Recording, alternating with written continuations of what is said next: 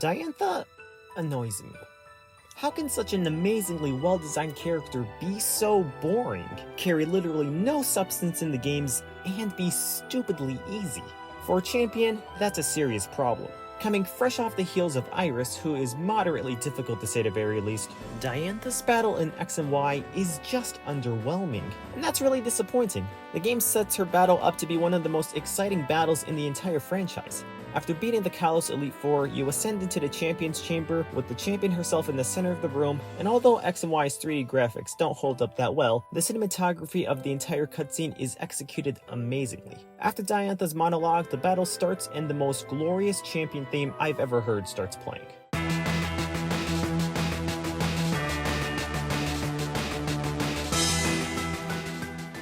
Seriously, I'd class this theme above even Cynthia's.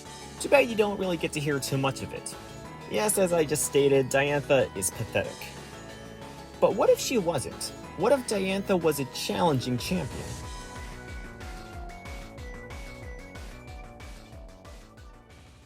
I should preface what I'm about to say with the fact that I'm not exactly a game design expert, nor am I really a competitive battler either. The suggestions and changes I'm about to make are just my opinion and what I think would work to make Diantha a more challenging champion. Now with that said, on with the upgrades.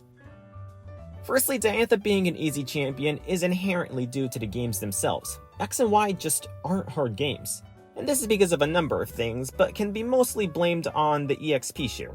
Yes, in this generation it can be disabled, but for the sake of this battle, we're assuming that the player never turns off their EXP share. To offset the EXP share's overleveling, let's do what Sword and Shield did with Leon and make Diantha's Pokemon a bit more overleveled.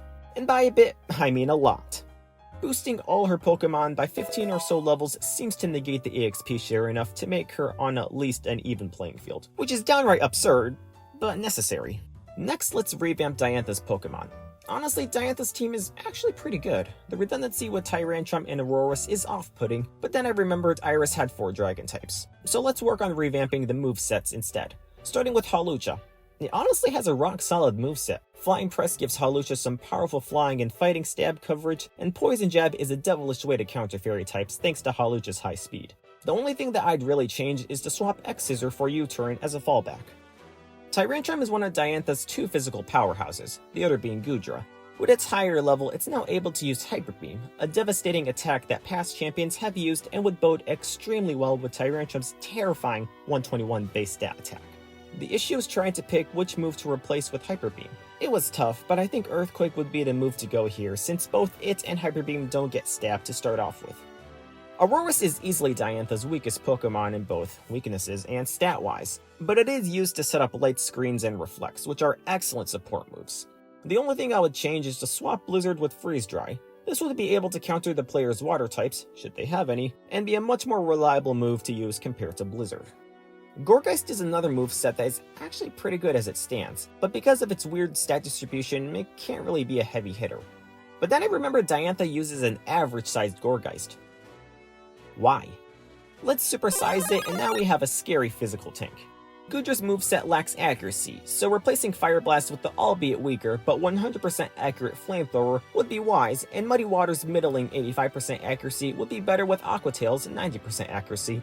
I find it odd that Goodra has all special attacks because Goodra can be a mixed attacker with it only having a slightly higher special attack stat. Lastly, let's look at her ace, Gardevoir, which honestly has the exact moveset I put on my Gardevoir most of the time. There really isn't anything that can make this moveset better, it's just too good.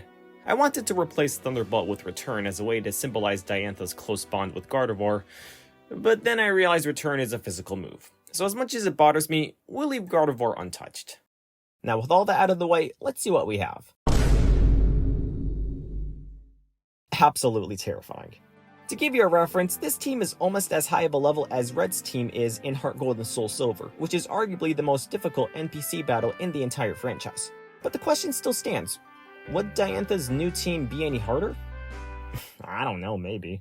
Although Diantha will probably always have the label as the easiest champion of all time, and I've spent the better part of this video criticizing her, she will always be one of my favorites. Her warm and relaxed disposition and her whole movie star demeanor that we catch glimpses of in the anime is such a joy to see. We've even seen that she's more than capable at battling, even just as recently as this year, defeating Lance in the Masters 8 tournament.